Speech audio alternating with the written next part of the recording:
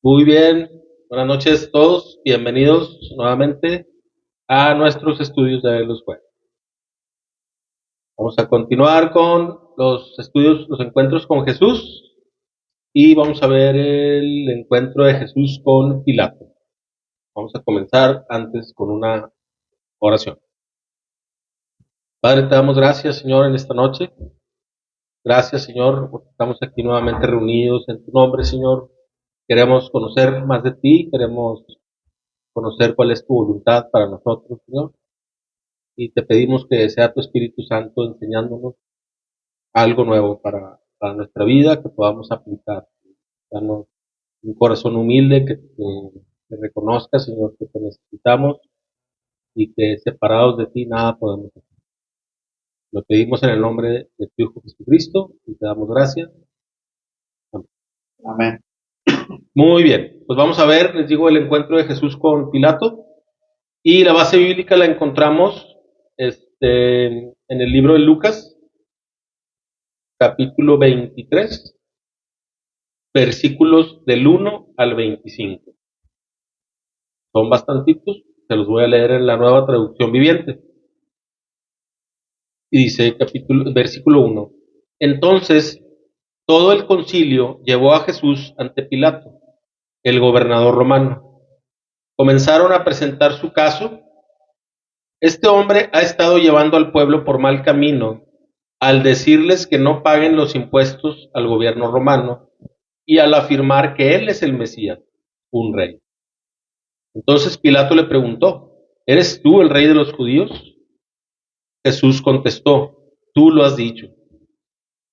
Pilato se dirigió a los principales sacerdotes y a la multitud y les dijo, no encuentro ningún delito en este hombre. Pero insistían, con sus enseñanzas causa disturbios por donde va, en toda Judea, desde Galilea hasta Jerusalén. Ah, ¿es Galileo? Preguntó Pilato. Cuando le dijeron que sí, Pilato lo mandó a Herodes Antipas, porque Galilea estaba bajo la jurisdicción de Herodes, y dio la casualidad de que se encontraba en Jerusalén en ese momento. Versículo 8. Herodes se alegró mucho por la oportunidad de ver a Jesús, porque había oído hablar de él y hacía tiempo que quería verlo realizar un milagro. Herodes le hizo una pregunta tras otra, pero Jesús se negó a contestar. Mientras tanto, los principales sacerdotes y los maestros de la ley religiosa se quedaron allí gritando sus acusaciones. Entonces Herodes y sus soldados comenzaron a burlarse de Jesús y a ridiculizarlo. Finalmente le pusieron un manto real y lo enviaron de regreso a Pilato. Versículo 12.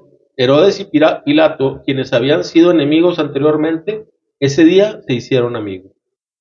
Entonces Pilato llamó a los principales sacerdotes y a los otros líderes religiosos junto con el pueblo y anunció su veredicto.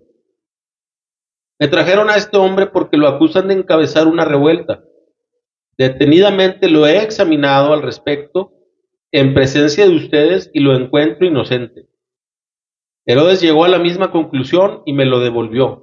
Este hombre no ha hecho nada que merezca la pena de muerte, así que lo haré azotar y luego lo pondré en libertad. Pero un gran clamor surgió de la multitud y a una voz la gente gritó, mátalo y suéltanos a Barrabás. Versículo 19. Barrabás estaba en prisión por haber participado en un levantamiento contra el gobierno en Jerusalén y por asesinato. Pilato discutió con ellos porque quería poner en libertad a Jesús. Pero la multitud seguía gritando, crucifícalo, crucifícalo. Por tercera vez insistió Pilato, ¿por qué? ¿Qué crimen ha cometido? No encuentro ninguna razón para condenarlo a muerte. Lo haré azotar y luego lo soltaré. Versículo 23. Pero la turba gritó cada vez más fuerte, exigiendo que Jesús fuera crucificado, y sus voces prevalecieron. Entonces Pilato sentenció a Jesús a muerte, como la gente reclamaba. Como habían pedido, puso en libertad a Barrabás, el que estaba preso por levantamiento y asesinato, y les entregó a Jesús para que hicieran con él como quisieran. Muy bien. Este pasaje es interesante porque ya está en el cierre del ministerio terrenal de Jesús, ¿sí? Ya ahí empezaba ya a cumplirse el tema de que él entregaría su vida, ¿sí? Obviamente, en la historia que se lee, si lo vemos desde la perspectiva de los judíos, ellos creían que ellos estaban mandando matar, ¿sí? Creían que era por sus logros o sus decisiones o sus argumentaciones. La realidad es que el plan de Dios siempre fue entregar a su hijo, y Jesús entregó su vida por nosotros. O sea, no, su muerte no fue una desgracia dentro del plan de Dios. Se necesitaba que él muriera por nuestros pecados. Ahí los que corrieron con un mal papel fueron los acusadores, que eran falsos acusadores. Aunque estaban cumpliendo, vaya, aunque se estaba cumpliendo el plan de Dios, eso no libra a los que estuvieron ahí acusándolo falsamente. Ellos tuvieron que pagar por, por sus acciones, ¿no? Este pasaje se lee en los cuatro evangelios, ¿sí? Se lee en el capítulo 18 de Juan, Marcos capítulo 15, Mateo capítulo 27 y este capítulo 23 de Lucas, este pasaje también. Y en cada libro se cuenta la misma historia, pero se resaltan diferentes detalles, dependiendo del autor. El que aparezca en los cuatro evangelios, como otros pasajes, hay varios que aparecen así, pues resalta la importancia de la enseñanza y del momento de esta historia, ¿no? El juicio judío se enfocó en la cuestión religiosa, ¿sí? Ellos no tenían realmente una razón para juzgarlo, para condenarlo a muerte, y estaban tratando de argumentar delante del gobernador romano, ¿sí? Pilato, argumentar cosas de su religión. Y el imperio romano sí los dejaba hacer, los dejaba que llevaran sus actividades religiosas, pero ellos no compartían las creencias. Entonces, eh,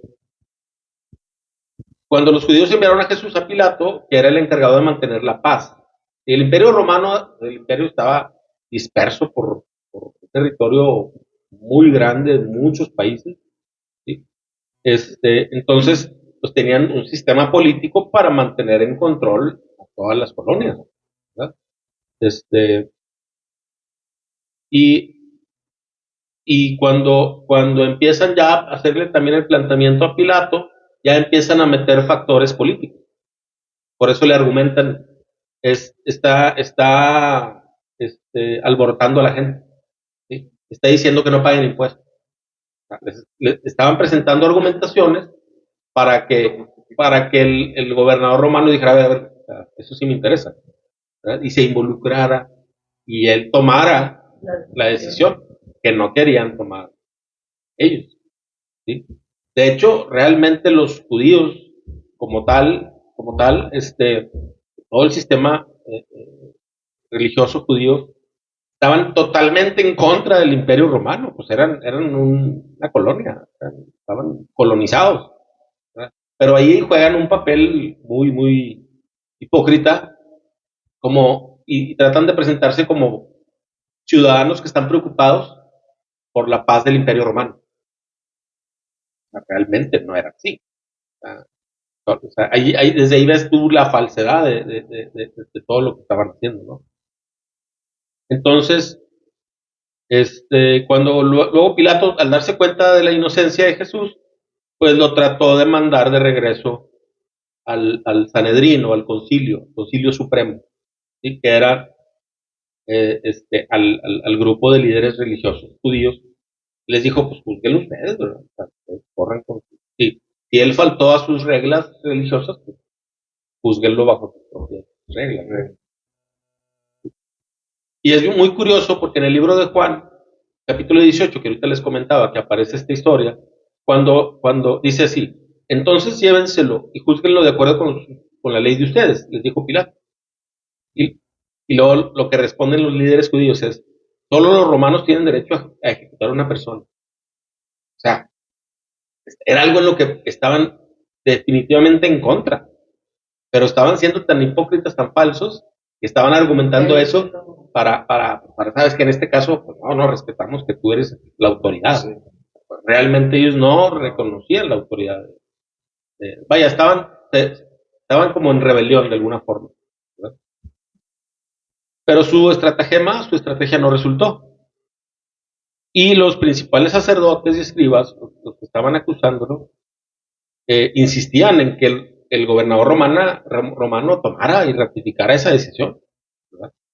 Pilato dijo que no había ninguna base para condenar a Jesús, y esto hizo que los líderes judíos todavía se apasionaran más con su petición de crucifícalo, pero ahí te das cuenta cómo una perturbación de demonios estaba operando ahí. Sí, que piden a la libertad de Barrabás y que piden que lo crucifícalo. O sea, obviamente no estaban buscando justicia, ni mucho menos. O sea, ya estaban siendo utilizados por Satanás. ¿Sí? Pero Pilato, como buen político, que estaba siempre listo para salir del paso, ¿sí? Para encontrar una solución alterna, pues pensó, bueno, por aquí anda Herodes, y Jesús es Galileo, pues le toca a Herodes, que era también parte del imperio, pero estaba en otra región. Entonces, Nuevo León se lo manda, no, ¿sabes qué? De Coahuila, ese es Saltillo, no, que lo juzguen en Coahuila. Algo parecido, ¿verdad? Es lo que estaba pasando ahí. Tampoco dio resultados, porque Herodes también había querido conocer a Jesús, ¿sí? Porque él quería verlo hacer algún milagro. Pero cuando se encontró con Herodes, pues también Herodes hizo preguntas, Jesús no contestó nada, entonces tampoco encontró evidencia para ejecutarlo. Y el hecho de que Jesús no argumentara, no respondiera nada, también estaba cumpliendo una profecía. Dice el libro de Isaías, capítulo 53, versículo 7. Fue oprimido y tratado con crueldad, sin embargo, no dijo ni una sola palabra. Como cordero fue llevado al matadero y como oveja en silencio ante sus trasquiladores, no abrió su boca. O sea, era el cumplimiento de una profecía. No dejó de hablar porque no tenía argumentos, no dejó de hablar porque estaba asustado, no dejó de hablar porque era culpable, ¿no? Porque simplemente se estaba cumpliendo así tenía que suceder. Pues sucede en el Nuevo Testamento, sucede en la vida de Jesús, y luego vas a un libro que fue escrito cientos de años antes y se cumple, sabes que estás cumpliendo una profecía.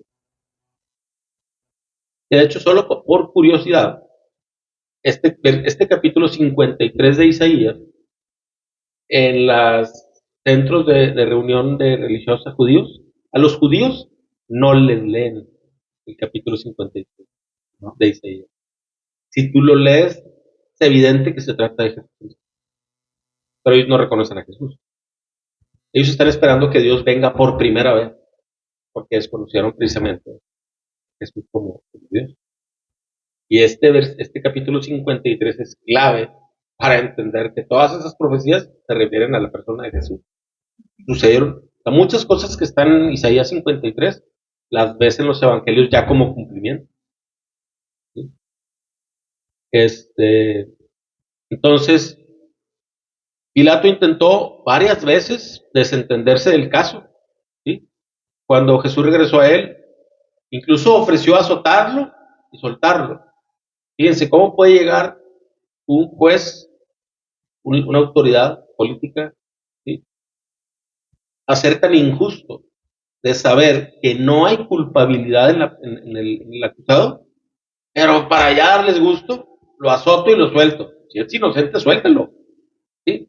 Bueno, él ya no encontraba la manera de darles gusto, pero ellos no querían un castigo parcial. Ellos querían de ejecución, ¿verdad? Entonces,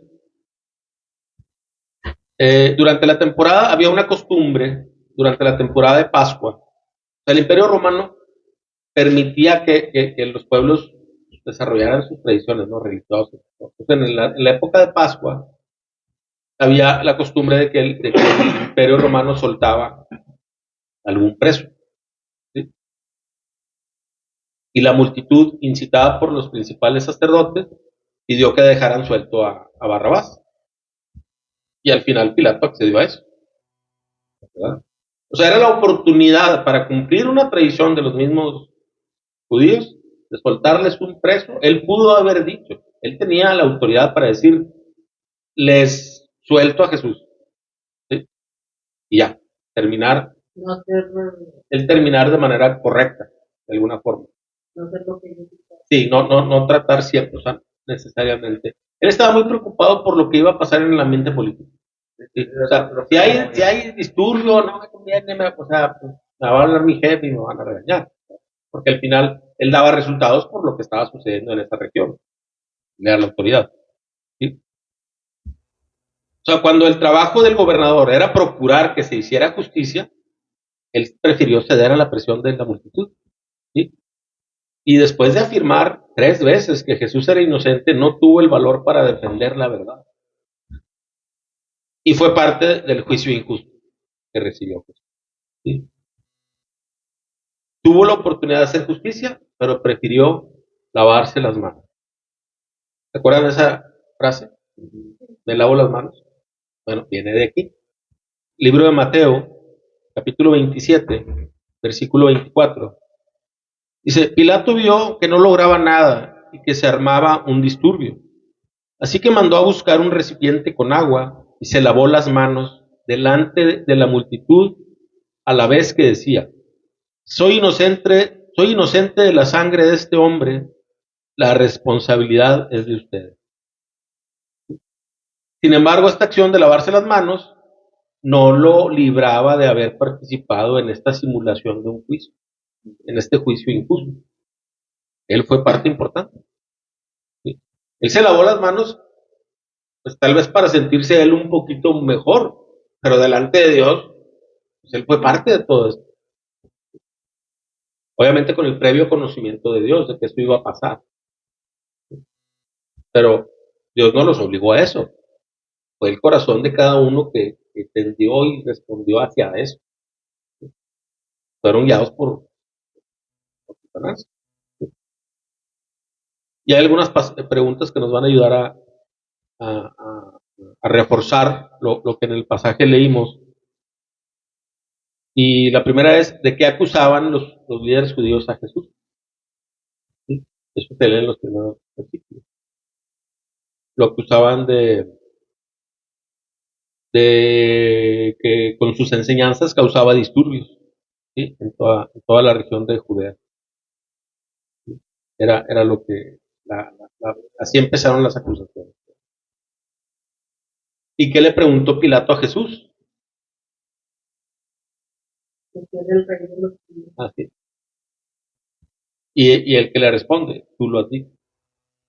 Otra versión, la Reina Valera dice, eh, tú dices que yo soy rey, pero yo para esto he venido. Ya sigue con una respuesta. Pero lo que le está diciendo es, tú eres rey de los judíos, tú lo estás diciendo. O sea, Jesús no tenía por qué demostrar nada delante de Pilato. De hecho, hay más interacción, porque como el pasaje se lee en los 4 evangelios, hay otros evangelios que tocan otras partes de esa interacción, porque o sea, no fueron 15 minutos, o sea, esto fue un proceso de tal vez de horas, ¿verdad? ¿Encontró algún delito Pilato en Jesús? ¿Y a quién lo remitió? ¿A quién lo mandó cuando él escuchó que era Galileo, ¿no? A Herodes, ¿no? ¿Y qué pasó con Herodes? Dice el pasaje que le dio mucho gusto verlo porque él estaba esperando ver un milagro de parte de él. ¿Y qué hizo Jesús con Herodes? Pues lo cuestiona no, perdón, ¿qué hizo Herodes con Jesús? Lo cuestiona y pues también lo regresa. No tengo nada, no encuentro nada de delito en él. ¿Qué quería hacer Pilato después de todo esto? Bueno, eso fue ya al final. Es que quería liberarlo. Él se daba cuenta que era inocente. Y luego les ofrece soltarles a alguien, y a quien prefirió la multitud. Pues a Barrabás, al otro, ¿verdad? Y luego dice al final del pasaje que Pilato se los entregó. ¿Para qué? Y lo dice en esta versión, para que ellos hicieran lo que quisieran con él. O sea, ¿a qué nivel podemos llegar de injusticia? Cuando a veces tenemos en nuestras manos una situación para, para, para que se haga para que se haga justicia. A veces tenemos conocimiento de situaciones en donde las personas están pasando por ciertas injusticias. Pero el error que podemos cometer, aquí se nos enseña que hay un error que no se pasa por alto, que es desentenderme, hacerme de la vista gorda. Y no, hey, no, pues yo por qué me meto. Hey, no, no, o sea, si tú te estás enterando de alguna injusticia y tienes la capacidad por tu posición, por el momento en el que estás, de ayudar a que se evite una injusticia, pues hay que hacerlo. ¿Verdad? Es parte de la enseñanza. Y ahora vamos a pasar a las preguntas de opinión general. Es la gente, somos, todos nosotros, ¿verdad? Como personas, somos responsables de nuestras acciones, totalmente. ¿Verdad? Y dice el libro de Segunda de Corintios, capítulo 5 versículo 10. Dice, pues todos tendremos que estar delante de Cristo para ser juzgados. Cada uno de nosotros recibirá lo que merezca por lo bueno o lo malo que haya hecho mientras estaba en este cuerpo terrenal. Sí, claro. Dice, pues todos tendremos que estar delante de Cristo para ser juzgados. Cada uno de nosotros recibirá lo que merezca por lo bueno o lo malo que haya hecho mientras estaba en este cuerpo terrenal. Y aquí no hay que confundir el juicio, que es el juicio, el día del Señor, que es el juicio para salvación. Hay un juicio que es para yo ser salvo, para no ir al infierno, ¿sí? Para estar en la presencia de Dios. Pero también hay un juicio que se le llama el trono blanco, el juicio delante de Cristo, donde vamos a ser evaluados por lo que hicimos con lo que Dios nos dio. O sea, empezar por nuestra vida, por nuestro tiempo, con nuestros recursos, con las, con las enseñanzas y con las ordenanzas y los mandamientos que teníamos que cumplir. ¿Sí? O sea, de alguna manera sí va a haber recompensa para el que haya sido un siervo fiel. ¿Sí? Y ahí se confirma que no existe purgatorio y porque este es el que va a juzgar individualmente. Sí, bueno, lo que pasa es que el purgatorio no existe en la Biblia. O sea, toda la Biblia es una muestra de que no hay purgatorio porque en ningún lugar se plantea de eso. Es así es la muerte, así es en vida tienes la oportunidad de arrepentirte de tus pecados, creer en el Evangelio y, y tener a Jesús como tu Señor y Salvador en tu vida. ¿Sí? Mueres, se acabó la oportunidad. No, eso no, bíblico no es, no hay manera. Y antes se enseñaba, en la iglesia tradicional enseñaban, y se dio con en la época de la Santa Inquisición, se daban las indulgencias. Y ahí, o sea, estos son textos que están ahí, que se manejaban por los líderes de la iglesia, y decían, en cuanto la moneda caiga al cofre, el alma sale libre. Y la gente, pues, ignorante. Antes no había Biblia para ellos, estaba en latín. Pues, ¿qué creían? El líder. ¿Por qué? Porque lo dice. Y caían. Entonces, ¿qué?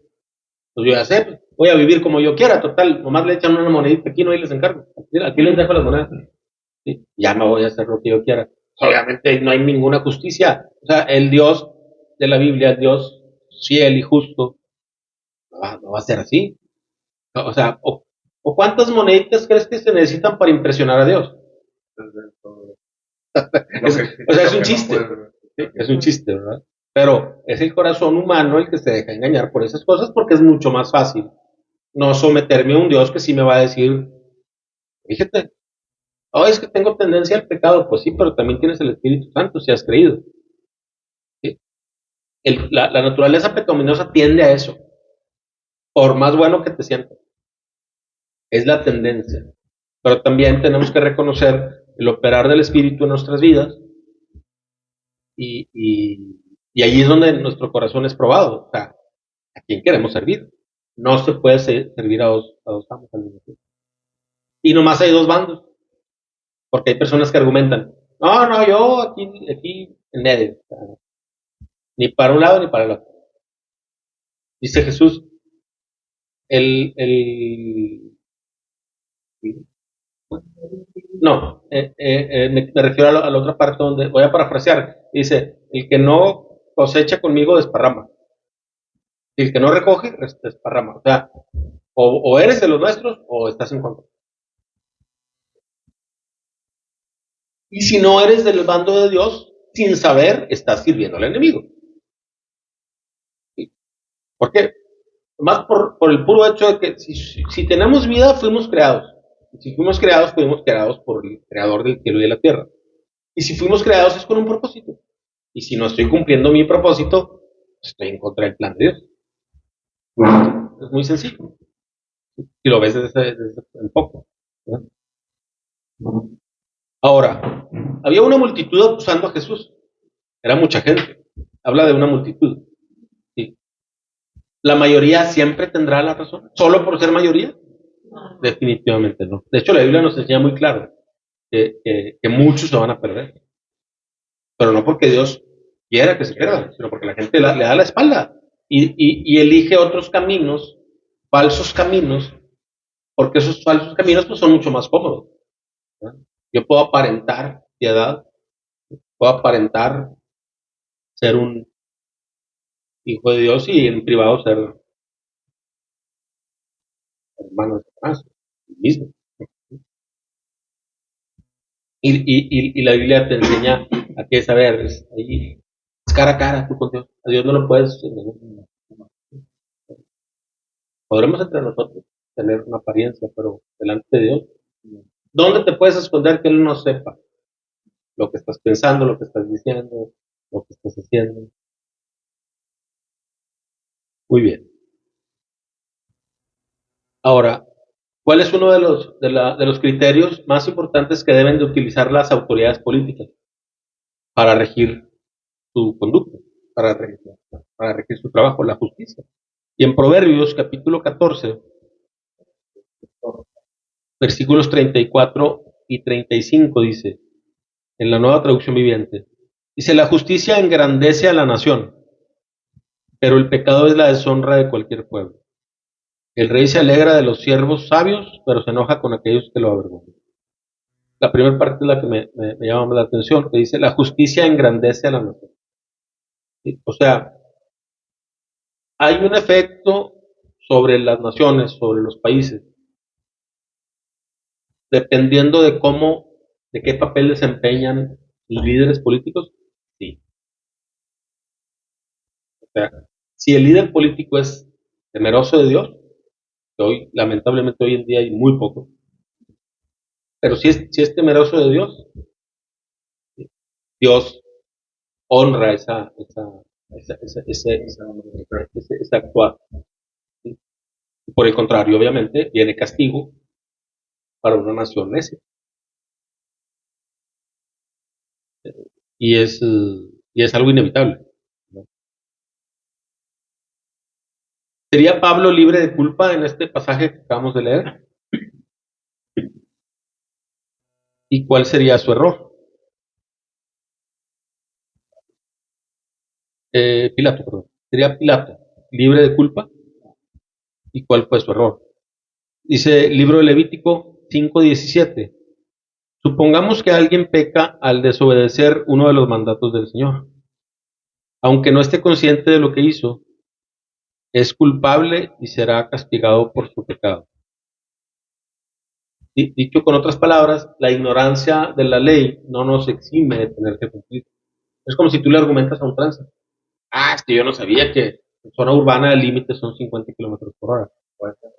Pues esas cosas las esconden en el reglamento, que no leíste, pero sí estás usando un vehículo que se sujeta a ese reglamento. y eres un ciudadano del país. No puedes decir, ay, no, pues yo no sabía que robar era malo. No puedes decir eso. O sea, la ley ahí está. Sucede lo mismo con la ley de Dios. El que ignoremos, por eso es importante leer la Biblia. Hay muchas cosas que nos van a ayudar a regular nuestra conducta, porque Dios te dice, a ver, esto son los principios. Así es. Y en el libro de Levítico, también el mismo libro, pero el capítulo 19, versículo 15, dice, no tuerzas la justicia en asuntos legales, al favorecer al pobre, ni al ser parcial con el rico y poderoso. Siempre juzga con imparcialidad a las personas.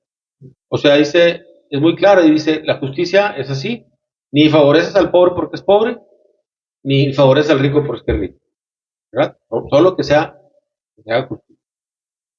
Y era un encargo que tenían todos los líderes políticos. El pueblo de Israel tuvo reyes. Y tú ves en la historia, en los libros de Primera de Reyes, Segunda de Reyes, Crónicas, que son toda la historia de los reyes, cómo la relación que tenía el pueblo en ese momento estaba directamente relacionada al papel del rey. Si era un rey que era temeroso de Dios y que respetaba las leyes y principios de Dios, los mandamientos, el pueblo seguía a Dios y tenía tiempos de paz, muchas veces. Pero cuando eran cabezones, que fue muchas veces, pues estaba el pueblo siempre en guerras y con ataques. Y Dios los, los ya los, permitía que pasaran por esas cosas para que reaccionaran. A veces ni con eso entendemos, ni con las malas. Hay que cuidar siempre nuestro caminar, ser justos, cumplir con nuestros deberes, ser justos con los demás, ¿sí? Porque Dios está observando todo, en todo tiempo. Y al final de todo vamos a rendir cuentas. Dice la Biblia que de toda palabra ociosa daremos cuenta. O sea, de cada palabra que no debiste decir, que no debí decir, voy a tener que dar cuenta. No, pues, vete escribiendo un pergamino. Sí, o sea, Dios no necesita que nosotros le digamos, no, aquí te traigo un resumen, un brevario. No, aquí lo tengo, no te preocupes. Tengo la película. De hecho, la estoy viendo. O sea, Dios está viendo toda la película todo el tiempo. Para Él no hay tiempo, no hay primero, después.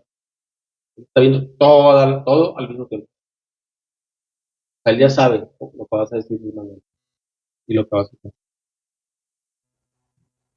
¿Habrás obrado con legalidad y justicia en todas tus acciones durante toda tu vida? Dice el libro de los Salmos, en el capítulo 11, versículos 4 y 7. 4 al 7. Pero el Señor está en su santo templo. El Señor aún gobierna desde el cielo. Observa de cerca a cada uno y examina a cada persona sobre la tierra. El Señor examina tanto a los justos como a los malvados y aborrece a los que aman la violencia. Hará llover carbones encendidos y azufre ardiente sobre los malvados y los castigará con vientos abrasadores. Pero el Señor es justo y ama la justicia. Los íntegros verán su rostro. En estos dos grupos, los justos y los malvados, ¿a qué grupo quieres pertenecer? La respuesta está en la misma pregunta. Obviamente, queremos estar del lado de los justos, donde Dios derrama toda su misericordia y no nos da el castigo que sí merecemos. Porque por más que actuemos con justicia, hemos pecado y lo seguiremos haciendo. Pero es muy distinto a ser un malvado, un pecador deliberado, o sea, que quiero hacer el mal. Sí, o sea, que no tienes temor de Dios, como si no fueras a rendir cuentas. Y es parte de la enseñanza que aquí entendemos, y es parte de lo que Pilato dejó de ver. Vaya, pues ni siquiera lo consideró. ¿Sí? Porque él sabía perfectamente que Jesús era inocente, y sabía que tenía la autoridad y el poder para liberarlo. incluso protegerlo. Él pudo haber dicho, pues de aquí no se lo llevan, y háganle como puedan. Aquí está una legión de centuriones y, pues, a ver quién puede. Pues ellos hubieran tenido que ir, aunque fueran una multitud, porque un romano armado, fuerte, podía con 20 judíos de romano. Ahora, procuras para los demás lo mejor, aún a costa de lo tuyo. A veces practicar justicia va a representar sacrificar un poco de nuestro tiempo, de nuestros recursos, de lo que tenemos, de lo que sabemos. ¿Sí? Y a veces no tiene que ser costoso en pesos, pero a veces incluso predicar el evangelio va a representar dedicarle tiempo a alguien, incluso que no conoce. Pero qué mejor manera de mostrar la justicia de Dios hablándole a las personas de que va a haber un día, que hay un día que Dios ya determinó para hacer justicia, para hacer un juicio. Y qué mejor manera de advertir del juicio de Dios, pero dar esperanza a las personas predicándoles el evangelio y diciéndoles hay una salida. ¿Sí? Dios ya previó que todos íbamos a pecar y dio esta solución. Esa es una forma también de hacer justicia en este tiempo. Y no para hacer nuestra justicia, sino que se concrete la justicia de Dios en esas personas que no conocen hoy a Dios a través de Jesucristo. Porque no se trata, y lo hemos comentado, no se trata nada más de decir, sí, Dios existe. Dice la Biblia que los demonios creen y tiemblan. O sea, ellos saben que hay Dios, pero no se someten a él. Entonces, creer que existe un Dios, pues nos pone al mismo nivel que los demonios. No es nomás creer que existe, sino tener temor de Él, someterte a Él, cumplir sus mandamientos, hacer la voluntad de Él, buscar hacerla. ¿Sí? Es algo que no lograremos hacer en toda nuestra vida de manera completa. Nadie va a llegar a decir, yo, Señor, yo ya cumplí, voy a tomar 5 años de vacaciones porque terminé antes. No, pero sí es cómo queremos que Dios nos encuentre cuando Él regrese. Una profecía muy clara es que Jesús va a regresar. ¿Sí? Y que va a ser como ladrón en la noche, dice la Biblia, va a ser un abrir y cerrar de ojos. ¡Pum! Ya estamos en el momento. ¿Sí? O sea, ¿cómo queremos ser encontrados? Mucha gente piensa, pues todavía no tiempo, todavía no estás en la espera, seguro que va a cumplir. Sí, claro. No, y es advertencia, vaya, es exhortación para todos nosotros. Puedes caminar muy bien 10 años, en la primera oportunidad caes. Sí, pues levántate y arrepiéntete. Y es un camino. ¿Sí? ¿Estás en paz con Dios y tu conciencia? Sí. O sea, tampoco se trata de condenarme por mi pasado, porque si hacen como en la escuela, escala. Ah, pues ya perdí, ya reprobé, no me alcanzó. Pero Dios funciona distinto. Dice el libro de Isaías capítulo 1, versículos 16 al 19. Lávense y queden limpios, quiten sus pecados de mi vista, abandonen sus caminos malvados, aprendan a hacer el bien, busquen la justicia y ayuden a los oprimidos, defiendan la causa de los huérfanos y luchen por los derechos de las viudas. Vengan ahora, vamos a resolver este asunto, dice el Señor.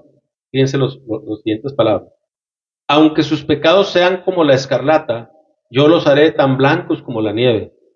Aunque sean rojos como el carmesí, yo los haré tan blancos como la lana. Si tan solo me obedecen, tendrán comida en abundancia.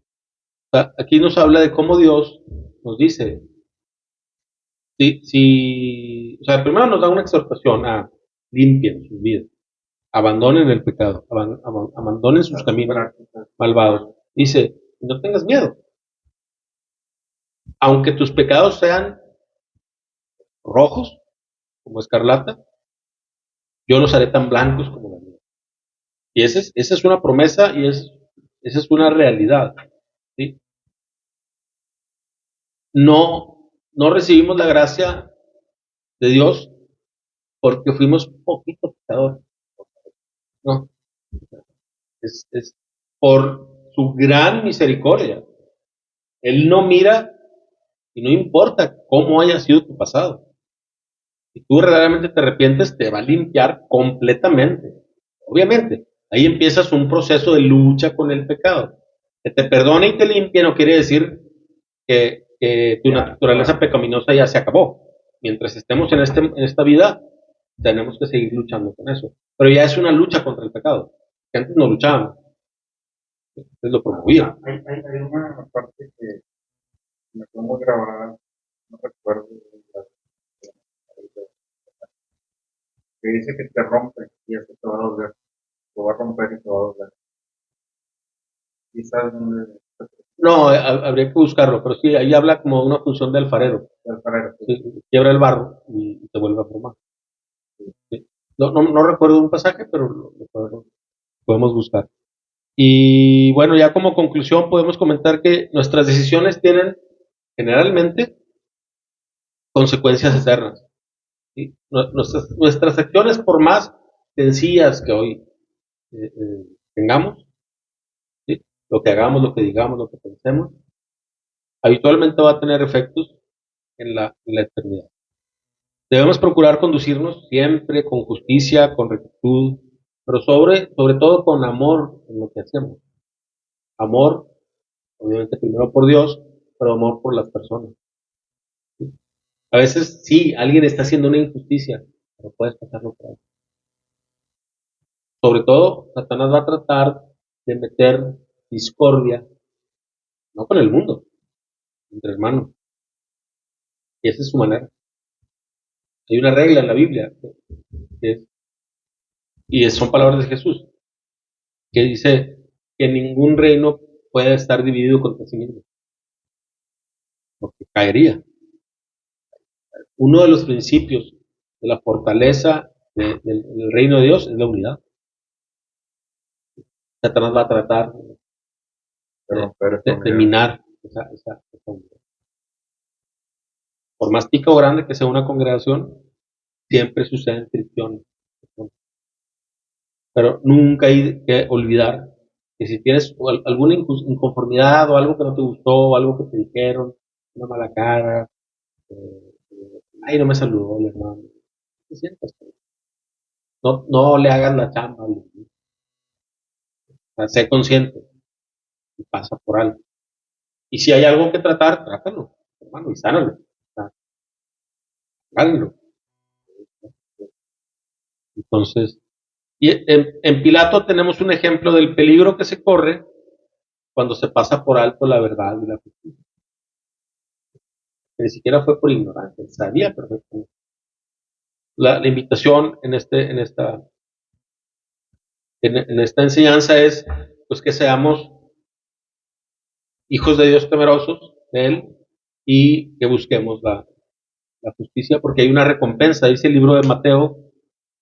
Con esto terminamos, capítulo 5, versículo 6. Dios bendice a los que tienen hambre y sed de justicia, porque serán saciados. ¿Sí? Entonces, si nosotros buscamos que se haga justicia en este tiempo, Dios va a recompensarnos y nos va a conceder también de su justicia. Y con eso terminamos la enseñanza del día de hoy. Nos vemos la próxima.